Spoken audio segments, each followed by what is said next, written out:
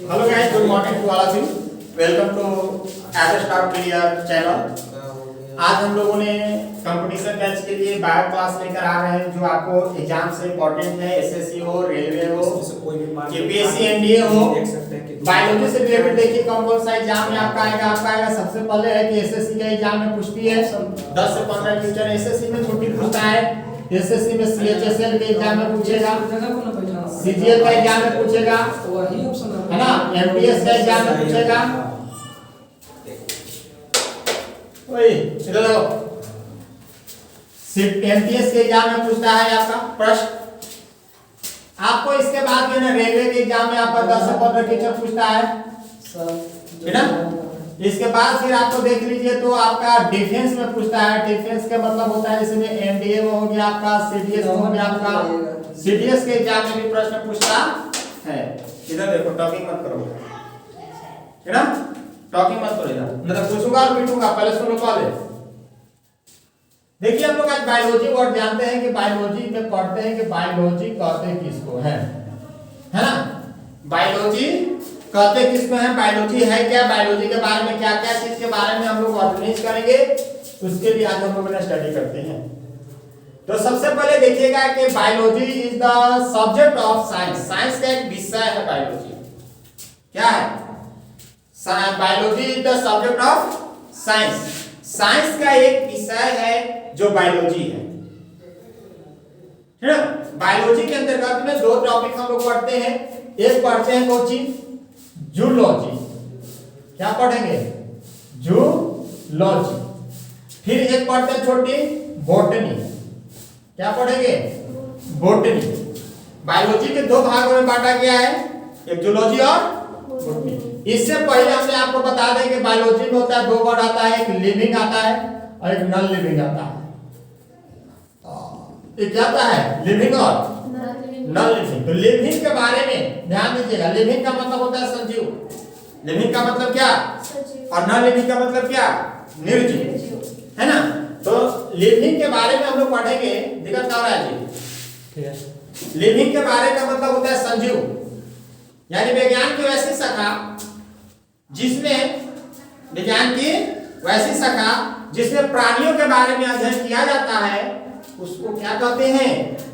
Biology कहेंगे। क्या कहेंगे बाबू? बायोलॉजी कहेंगे। कहने का मतलब क्या? विज्ञान की वैसी शाखा जिसमें प्राणियों के बारे में अध्ययन किया जाता हो। The study of living object, the study of living object are known as क्या? बायोलॉजी। उसको हम क्या कहेंगे? बायोलॉजी। अब यहां पर देखते हैं छोटी आपका क्या है? लिविंग है। क्या है? लिविंग है। लिविंग का मतलब होता है निर्जीव। तो लिविंग जो होती है वो लिविंग में हम लोग पढ़ते हैं सजीव। और सजीव में क्या है कि हम लोग बायो के बारे में पढ़ते हैं इसमें। और ये नॉन लिविंग, निर्जीव में हम लोग फिजिक्स और केमिस्ट्री के बारे में स्टडी करते हैं। किसके बारे में स्टडी करते हैं? फिजिक्स और केमिस्ट्री। तो फिजिक्स और केमिस्ट्री के जिस में हम स्टडी करते हैं उसको क्या कहते हैं? Non living. तो नॉन लिविंग थिंग किसमें आ जाएगा? किसमें? फिजिक्स और केमिस्ट्री में। और लिविंग थिंग किसमें आ जाएगा? बायोलॉजी में, ठीक ना। इसीलिए कहा गया बायोलॉजी का शब्द याद रखिएगा कि द स्टडी ऑफ, या ये भी विज्ञान की वैसी शाखा जिसमें प्राणियों के बारे में अध्ययन किया जाता है, उसको हम क्या कहते हैं? जीव विज्ञान। तो ये जूलॉजी शब्द को जो दिया था वो सबसे पहले कौन दिया था? एरिस्टोटल दिया था। कौन दिया था? इंग्लिश वर्ड उनका एरिस्टोटल है, ऐसे नाम उनका अरस्तु। क्या नाम है? अरस्तु। हिंदी में उनको हम लोग क्या कहते हैं? अरस्तु कहते हैं। जीव विज्ञान का पिता कौन है? अरस्तु है। कौन है जी? अरस्तु है। अरस्तु ने क्या किया था कि इन्होंने ऐसे अरस्तु आपको बहुत सारे इकोनॉमिक्स में पढ़िएगा तो अरस्तु के बारे में पढ़ना है ना। हिस्ट्री में भी आपको इकोनॉमिक्स जो है कि दिया गया अरस्तु के बारे में, है ना। तो अरस्तु के बहुत सारी जगह पढ़िएगा आप लोगों ने, उससे कोई दिक्कत आप लोग को नहीं है। लेकिन थोड़ा सा मैं जिक्र करूं कि बायोलॉजी दो टाइप से होती है। बायोलॉजी में एक और वर्ड मैं बता दूं आपको कि बायोलॉजी में एक चीज और आप लोग देखते होंगे, तो इसको हम लोग बोलते हैं, अगर इसको छानबीन विशेष करते हैं तो मिलता है बायो प्लस कौन चीज? लॉजी। बायो का मतलब क्या होता है? बायो का मतलब लाइफ, बायो का मतलब क्या, लाइफ, है ना। और लॉजी का मतलब क्या, स्टडी, लॉजी का मतलब क्या, स्टडी। यानी लाइफ का मतलब जीवन, एनिमल्स, लाइफ का मतलब कौन चीज, एनिमल। हम लोग भी एनिमल हैं, हम लोग क्या है, एनिमल्स हैं, हम लोग जानवर ही हैं। पहले हम लोग जानवर के रूप में ही रहते थे, बंदर के प्रणाली में हम लोग को रखा गया था श्रेणी में। आज हम लोग मानव के रूप में रखे गए हैं, लेकिन पहले किस प्रणाली दिया गया था, बंदर की प्रणाली में दिया गया था, ठीक ना। तो इसमें बहुत सारे होते हैं, इसको सबको क्या कहा जाता है, जीव विज्ञान। क्या कहा जाता है, जीव विज्ञान। तो जीव विज्ञान में यानी कहने बायोलॉजी का मतलब सभी विषय समझ गए ना, लाइफ प्लस स्टडी, यानी जिसमें जीवों के बारे में अध्ययन किया जाता है। किसके बारे में, जीवों के बारे में, यानी जीवों के बारे में अध्ययन किया जाता है, उसको क्या कहते हैं हम लोग, लाइफ स्टडी, मतलब बायोलॉजी। क्या कर देंगे, अब यही देखिए, इसी लाइफ स्टडी में सबसे छोटा एक चैप्टर है आपका, जिसका नाम कौन सी, सेल। क्या नाम है, सेल। बात समझ आ रही है ना, सेल है। सेल का मतलब समझते हैं, कोशिका। लेकिन ये कोशिका जो है, ध्यान दीजिएगा कि जो सेल है बाबू, उस सेल आपका इंग्लिश वर्ड है। कौन सा वर्ड है, इंग्लिश वर्ड है। लेकिन सेल का जब इंग्लिश वर्ड है, लेकिन टेक्निकल नेम इसका सेल नहीं है, टेक्निकल नेम इसका क्या है, साइटो है। क्या है जी, साइटो। किसका, सेल का, कोशिका का। किसका, सेल का यानी कोशिका का। अब कोशिका का जो वैज्ञानिक नाम है, वो नाम क्या पड़ा है, साइटो। अब इस कोशिका का सर्वप्रथम खोज जो किए थे, वो रॉबर्ट हुक ने किए थे। किसने किए थे, रॉबर्ट हुक। कब किए थे, 1665 ईस्वी में, ठीक ना। 1665 ईस्वी में उन्होंने क्या किया था कि उन्होंने कॉर्क पर खोज किया था। उन्होंने कहां किया था, कॉर्क का मतलब क्या होता है, कॉर्क का मतलब होता है कि बार्क ऑफ ट्री, ट्री का छाल, है ना, पौधा का जो छाल होती है, उस छाल में उन्होंने रिसर्च किया था। कौन किया था, रॉबर्ट हुक ने। किसने किया था, रॉबर्ट हुक। उन्होंने किस पर किया था, कॉर्क पर, जिसको बार्क ऑफ क्या कहते हैं, ट्री कहते हैं। बार्क ऑफ ट्री मतलब पेड़ का छाल, पेड़ के छाल से उन्होंने कोशिका के बारे में उसमें रिसर्च किया था। और कोशिका का उन्होंने शेप कैसा बताया, कोशिका का उन्होंने शेप बताया। तो सेल जो, ये भी कह सकते हो कि सेल जो बना हुआ है, वो सेल का लैटिन वर्ड है, वो सेलुला है। सेल का लैटिन वर्ड क्या है, सेलुला है। लैटिन वर्ड का मतलब क्या, लैटिन वर्ड मतलब लैटिन वर्ड, सेल का लैटिन वर्ड क्या होता है जी, सेलुला। क्या है, जिसका अर्थ होता है छोटा कमरा। क्या होता है जी, छोटा, यानी जो पेड़ से छाल, रॉबर्ट हुक ने पेड़ से जो छाल निकाले, उसमें जो छोटा सा इधर की ऐसी तरह से सेल दिखा रहा था उन्होंने। ऐसा जो था ना, ये छोटा सा कमरा जैसा दिखा रहा था। इसमें बहुत सारे आपका पार्टिकल्स आ जाते हैं, माइटोकॉन्ड्रिया आ जाते हैं, जो है ना, माइटोकॉन्ड्रिया हो गया, ग्लाइडोलॉजी बॉडी हो गया आपका, कोशिका बॉडी हो गया, ये सभी के सभी आपको किस में आ जाते हैं, सेल में ही आ जाते हैं। किस में आ जाते हैं, सेल में ही आते हैं। तो सेल जो है, ध्यान दीजिएगा आप लोग कि छोटू सेल जो है, वो सेल किससे बना, सेल का शाब्दिक अर्थ क्या है, लैटिन वर्ड क्या है, सेलुला। पूछेगा आपसे कि सेल का लैटिन वर्ड क्या है, तो उसको हम क्या बोलेंगे, सेलुला। सेलुला का मतलब क्या होता है, छोटा सा कमरा। कहां, छोटा कमरा। और उसी छोटा सा कमरा में आपका सेल रहा करता है। उस सेल की प्राप्ति कहां से किया गया था, कॉर्क से। कहां से, कौन किया था, रॉबर्ट हुक। कब किया था, 1665 में। उन्होंने प्रैक्टिकल किया था पेड़ की छाल पर। किस पर, पेड़ की छाल पर। और पेड़ की छाल को उन्होंने प्रैक्टिकल करने के बाद एक ऐसा मिला, ऐसा आकृति का मिला, ऐसा मिला। और ऐसा एक कैसा मिला, यानी इसका छोटा सा कमरा कर दिया उन्होंने। क्या कर दिया, तो ये जो सेल का है, सेल का लैटिन वर्ड है, ठीक ना। कौन सा वर्ड, लैटिन वर्ड। वो किससे बना है, सेलुला से बना है। किससे बना है जी, सेलुला से बना है आपको सेल। पहले यानी सेल से पहले इसका नाम था कौन सी, सेलुला। सेलुला का मतलब क्या, छोटा कमरा। कौन सी जी, छोटा कमरा। बात समझ में आई, कोई दिक्कत, चलिए अब यहाँ देखेंगे कि सेल का जो वैज्ञानिक नेम है, टेक्निकल नेम है, सेल का टेक्निकल नेम क्या है? साइटो। क्या है जी? साइटो। आज हम लोग सेल के बारे में स्टडी करेंगे कि सेल क्या है। तो सेल का जो आपका वैज्ञानिक नेम है, साइंटिस्ट नेम, वो क्या है? साइटो है ना। साइटो मतलब होता है कोशिका, और उसी को स्टडी ऑफ सेल, जब सेल का हम लोग स्टडी करेंगे, क्या करेंगे? स्टडी करेंगे। तो जब सेल का हम स्टडी करेंगे तो हमें क्या मिलेगा? साइटोलॉजी मिलेगा। क्या मिलेगा जी? साइटोलॉजी। यानी सेल का अध्ययन के बारे में कौन सी, मतलब आपके शरीर में जो कोशिका है, कोशिका में कौन कौन सा अंग कार्य कर रहे हैं, कौन कौन सा कार्य नहीं कर रहे हैं। जैसे माइटोकॉन्ड्रिया हो गया, गोल्गी मोजी हो गया आपका, है ना, परिवहन हो गया, इसको बोल सकते हैं आपको कौन सी, ट्रैफिक बॉडी, है ना, ट्रैफिक बॉडी सेल। तो ट्रैफिक बॉडी सेल में भी आपका जो है ना कि कार्य करने, यानी सारा का सारा एक कोशिका के अंतर्गत कार्य करती है। तो जो कोशिका के अंतर्गत कार्य करती है तो उसी को हम लोग कहते हैं अध्ययन। क्या कहते हैं? तो कोशिका के अध्ययन कौन का क्या कहेंगे?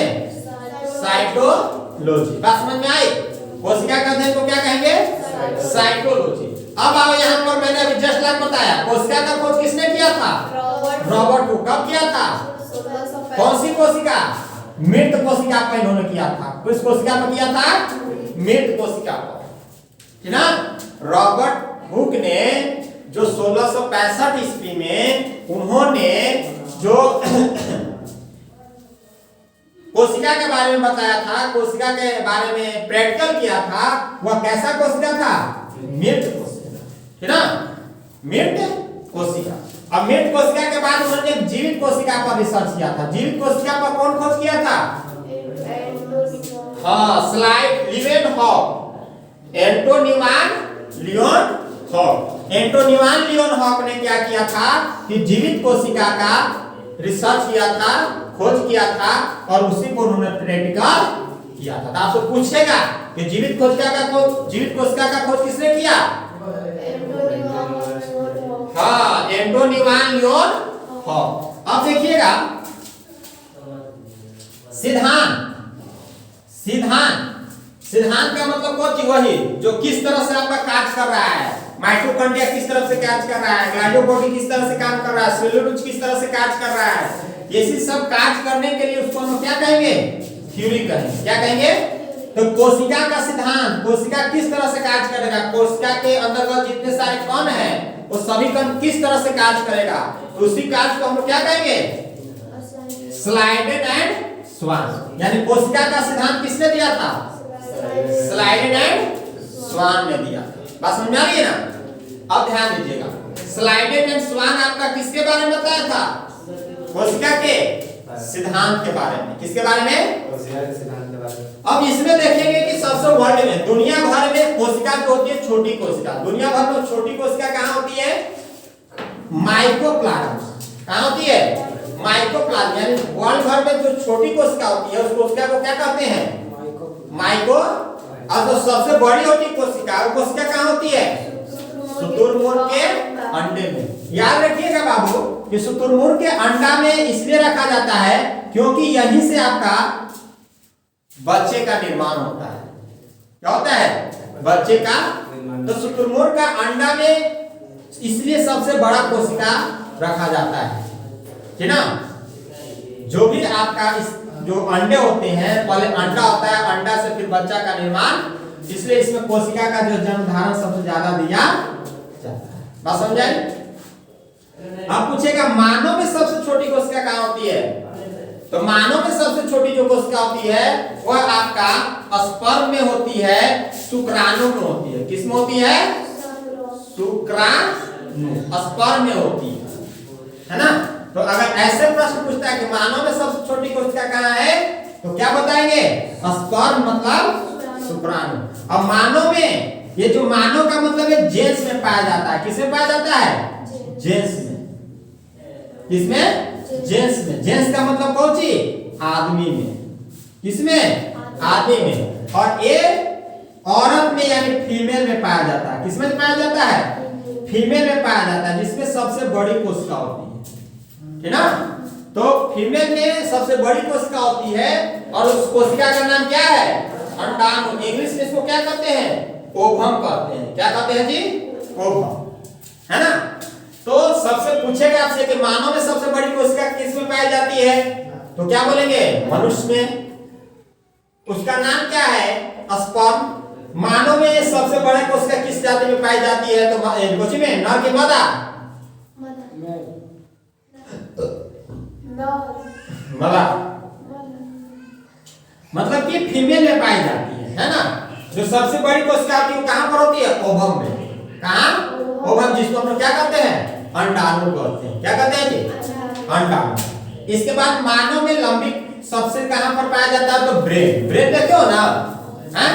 तो ब्रेन में कौन सी कोशिका पाई जाती है? न्यूरॉन, है ना।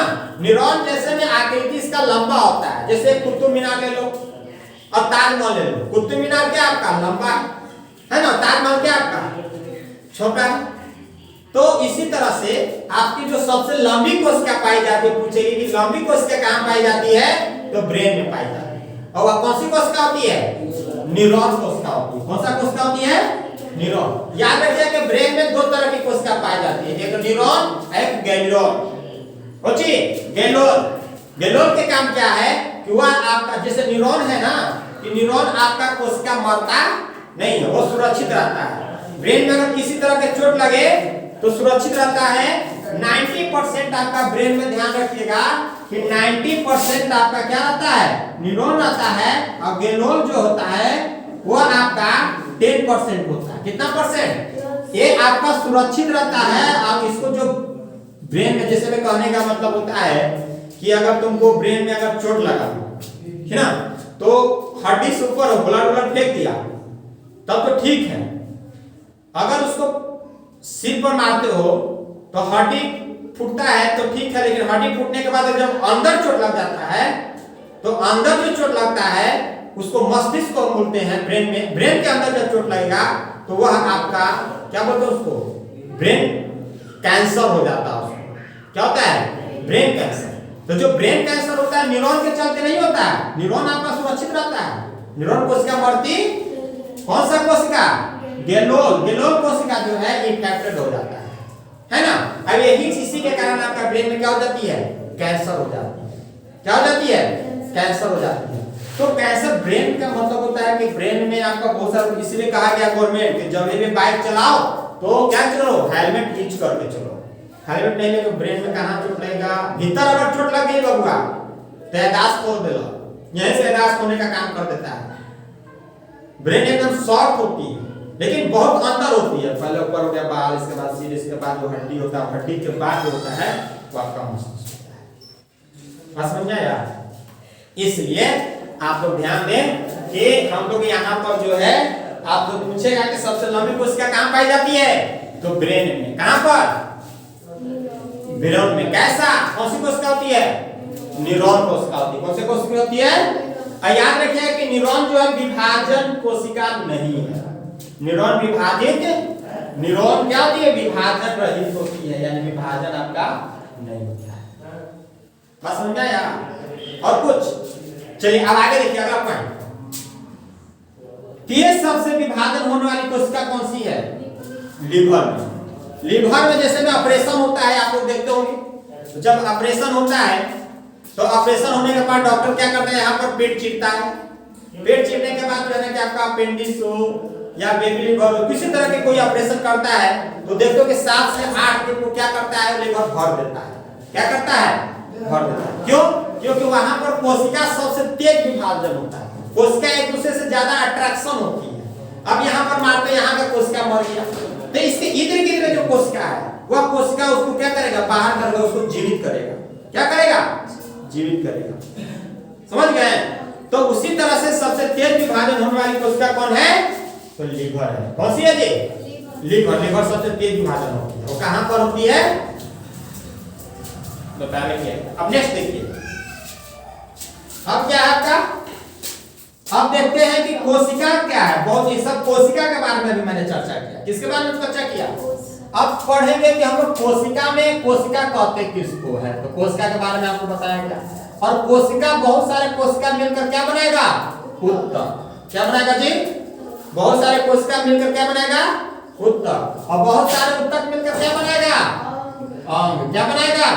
अंग। और बहुत सारे अंग मिलकर क्या बनाएगा? शरीर बनाएगा। क्या बनाएगा? शरीर बनाएगा। बात समझ में आ रहा है ना? हैं? सबसे पहले क्या बनाएगा? सेल। सेल मिलकर क्या बनाएगा? टिश्यू। टिश्यू का मतलब कौन चीज? ऊतक। फिर बॉडी। कौन चीज? सॉरी, अंग। अंग मतलब कौन चीज? बॉडी के पार्ट्स। हाँ, पार्ट्स ऑफ बॉडी। पार्ट मतलब बोल रहे हैं पार्ट्स ऑफ बॉडी। फिर पार्ट्स मिलकर क्या बनेगा? बॉडी। जैसे मैं एक छोटा सा एग्जांपल मैं बताता हूँ। जैसे ईंटा होता है ना? तो ईंट मिलाते हो, बहुत सारे ईंट मिलाने के बाद क्या बनता है? एक दीवार खड़ा होता है। क्या होता है? दीवार खड़ा होता है। और बहुत सारे दीवार मिलाकर क्या बनाते हो? एक रूम बनाते हो। क्या करते हो? और बहुत सारे रूम मिलाकर क्या बना देते हो? घर बनाते हो। तो बनाते हो कि नहीं बनाते हो? एक ईंटा है, तो ईंटा को क्या कहो? कोशिका। क्या कहो? कोशिका। और बहुत सारे ईंटा मिलकर एक क्या बनता है? दीवार। क्या बनता है? और दीवार बनाने के बाद फिर क्या बनता है? रूम बनता है। क्या मिलता है? और बहुत सारे रूम मिलकर क्या बन जाता है? घर बन जाता है। बनता है ना? 2 रूम, 3 रूम, 4 रूम, 5 रूम मिलकर क्या बनता है? तो क्या बनता है? घर। उसी तरह से बाबू शरीर का निर्माण होता है। यानी कोशिका मिलकर क्या निर्माण करता है? बहुत सारे कोशिका मिलकर ऊतक का, बहुत सारे ऊतक मिलकर और बहुत सारे अंग मिलकर सेल, और सेल शरीर, यानी हमारा शरीर का निर्माण। यहाँ तक किसी को कोई दिक्कत है? नहीं समझ में आ रहा है? हैं? ये प्रश्न कैसे पूछेगा? मैं एक ऑब्जेक्टिव कराऊंगा, समझा रहा हूँ, फिर मैं इसको ऑब्जेक्टिव के लिए कराऊंगा। बाकी तो फिर लिखने वाली तो फिर है मेरे पास, अब टेंशन किस बात की? चलो अब देखो, अब देखिएगा हम लोग पढ़ेंगे कि कोशिका में कौन कौन सा पॉइंट आता है। तो कोशिका में सबसे पहले आता है कोशिका झिल्ली। क्या आता है बाबू? कोशिका झिल्ली, जिसको सेल मेम्ब्रेन कहते हैं। क्या कहते हैं? कोशिका झिल्ली में 2 वर्ड होती है, पादप होती है, क्या होती है? जंतु। क्या होती है? पादप और, जिसको हम लोग बोलते हैं प्लांट। क्या बोलेंगे? प्लांट। और plus animal. Plant plus animal. तो प्लांट के बारे में अध्ययन करेंगे और जंतु के बारे में, जिस प्लांट यानी पौधे और जंतु की बारे में जिसमें अध्ययन करेंगे उसको हम क्या कहेंगे?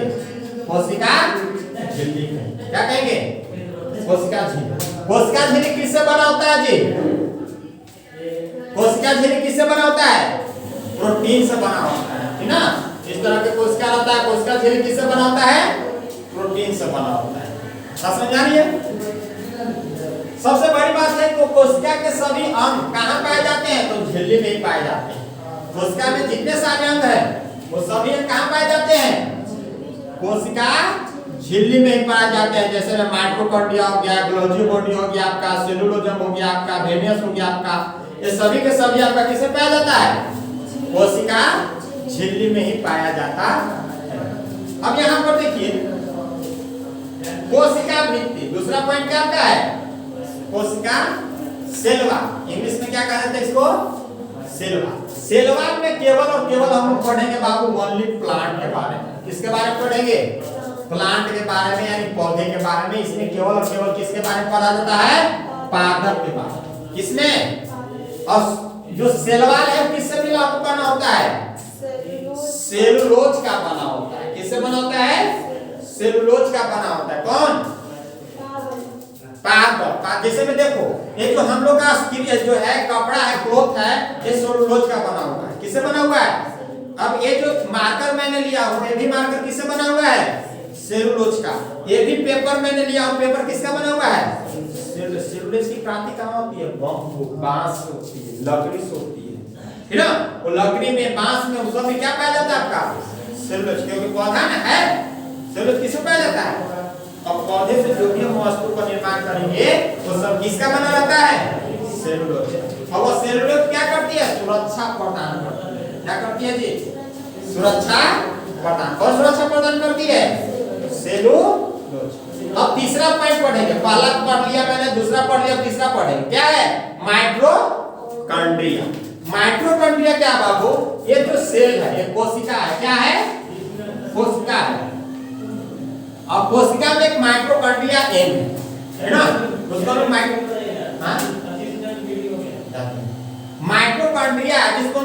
कणिका कहते हैं। क्या कहते हैं?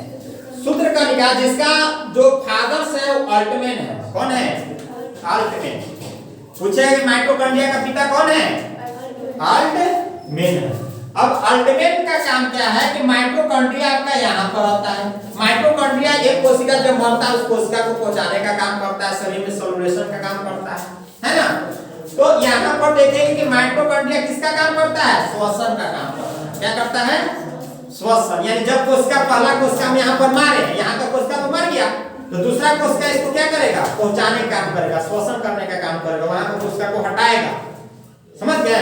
ये चीज आपको पता होना चाहिए कि कोशिका का न तो निर्माण किया जाता है, न कोशिका का विनाश किया जाता है, बल्कि वही कोशिका जो मर गया उसको हटा के दूसरा कोशिका तुरंत उत्पन्न हो जाता है। कोशिका दूसरा क्या होता है? तुरंत उत्पन्न हो जाता है।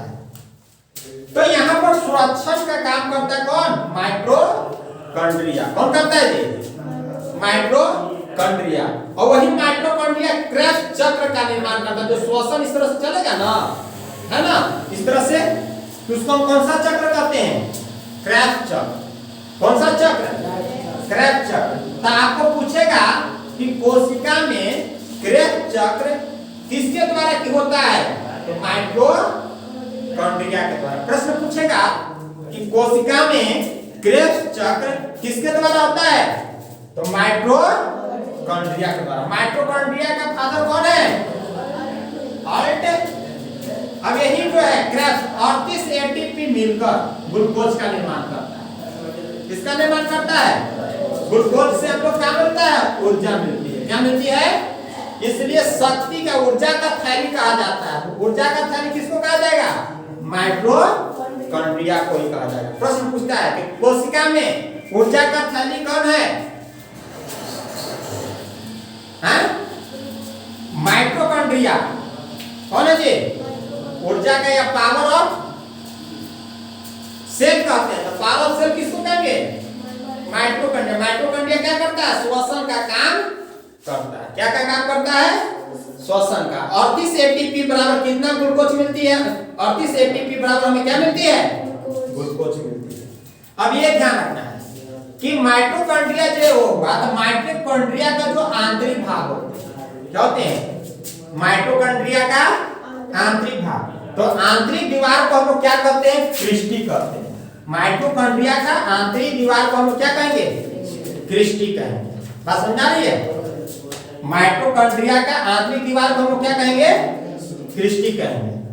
अब देखिए तीसरा हो गया। अब है चौथा, ग्लाइकोबॉडी। ग्लाइकोबॉडी यहाँ पर होती है। कहाँ होती है? माइटोकॉन्ड्रिया के बाद क्या आती है? ग्लाइकोबॉडी।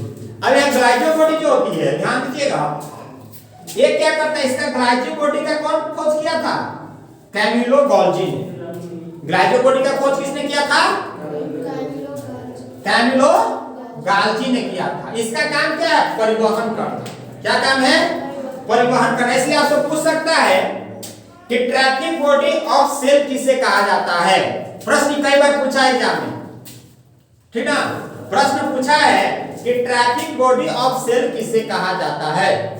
बताइए, ट्रैफिक बॉडी ऑफ सेल किसे कहा जाता है? Golgi body. इसको कहा जाता है जी गोल्जी बॉडी। इसलिए कहा जाता है कि जो कोशिका मर जाती है वहां पर यह कोशिका पहुंचाने का काम करता है, ठीक ना। जो कोशिका मर गया तो कोशिका का वहां संश्लेषण करेगा, वहां पर कोशिका देगा, है ना। तो कोशिका का परिवहन किसने करता है? गोल्जी बॉडी ने। इसलिए आपको कहा गया है कि ट्रैफिक बॉडी ऑफ सेल किसे कहा जाता है? तो गोल्जी बॉडी नाम पड़ती है। बस समझ में आई? कोई दिक्कत है? तो गोल्जी बॉडी मतलब समझ गए। आज के हम लोग का इतना ही रहेगा। अभी कोशिका में हम लोग 13-14 को पार्ट है कोशिका अंतर्गत। अभी तो हम 2 को लिया, पहले माइटोकॉन्ड्रिया लिया, गोल्जी बॉडी लिया, और गोल्जी बॉडी लेने के बाद अगला जो हम लोग लेके चलेंगे पॉइंट बताएंगे हम लोग। आज के लिए इतना ही रहेगा। अगर वीडियो अच्छा लगे तो लाइक, सब्सक्राइब और शेयर जरूर करेंगे। हाँ, मेरी न्यू बैच स्टार्ट हो गई है। अगर क्लास ज्वाइन करना चाहते हैं तो नंबर पर कांटेक्ट करें 6200726731। इस नंबर पर आप कांटेक्ट कर सकते हैं। अगर किसी का कोई डाउट है, प्रश्न है, तो आप व्हाट्सएप करके भी मुझसे पूछ सकते हैं। Thank you so much.